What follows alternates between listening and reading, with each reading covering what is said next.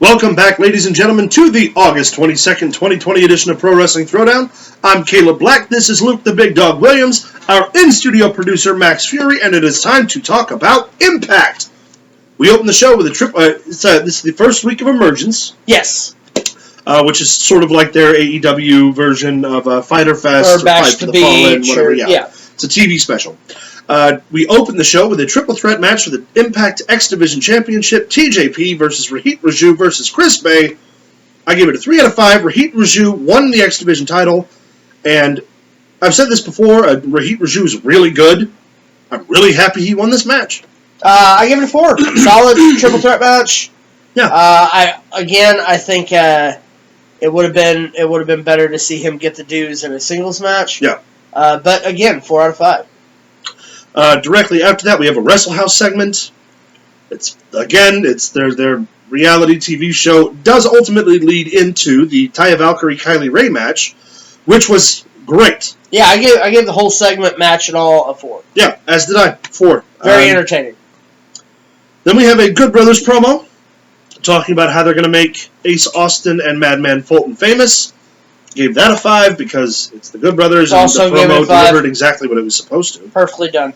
Moose defends the TNA title against Trey Miguel. I gave it a 3.5. It was a good match. Moose ends up retaining his TNA championship. As one would know. Yeah.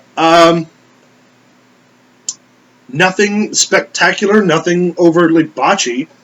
Moose himself is kind of awkward, but that's just due to his size. Right. And then, of course, EC3 comes out, drops him with the inverted trigger DDT. The Fallout DDT. And, man, I love the way he kicks out of it. Like, kicks into it, rather. Yeah, I gave it a 3. Yeah, I gave it a 3.5. Weird Hernandez segment with Reno Scum. And his 70s porn mustache. Where Hernandez pays off the Reno Scum. I gave it a 1. Where he pays off two guys who together combined aren't as talented as Hernandez is. Yeah. I gave that a 2. Then we lead into an interview with Jimmy Jacobs and Willie Mack, but the interview gets taken over by Brian Myers. Brian Myers cuts his promo, says what he has to say. It was a good promo talking about how he was held down by a 70-year-old man in a room full of producers, and he's not going to allow that to happen, and he's going to take his destiny into his own hands, and all the wrestler tropes.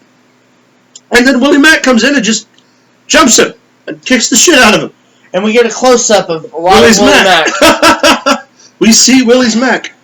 I gave that whole segment promo altogether a 3. I gave it a 4. Then we cut into another Heath Slater video package. He's got kids. Heath for Impact.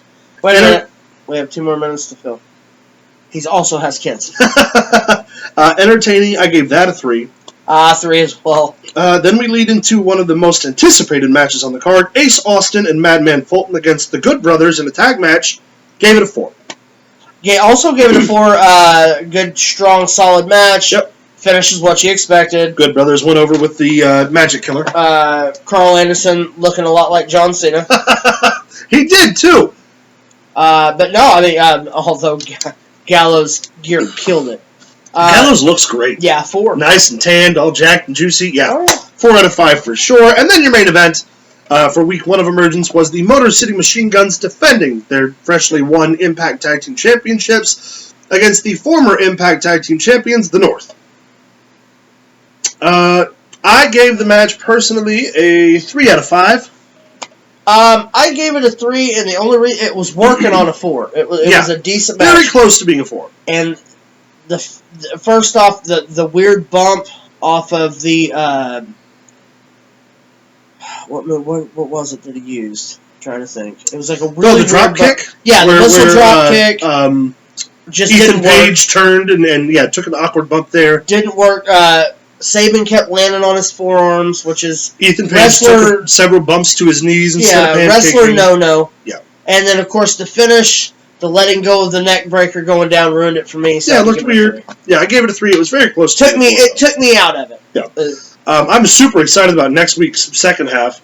30-minute Iron Man match, or Iron Woman match, I guess, between Jordan Grace and Deonna Purrazzo for the women's title.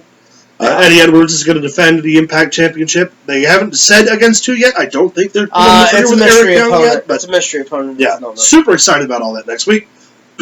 More Wrestle House. Gotta love Russell. A.K.A. The Johnny Swinger Show, yeah. Max, what are our overall grades for Impact this week?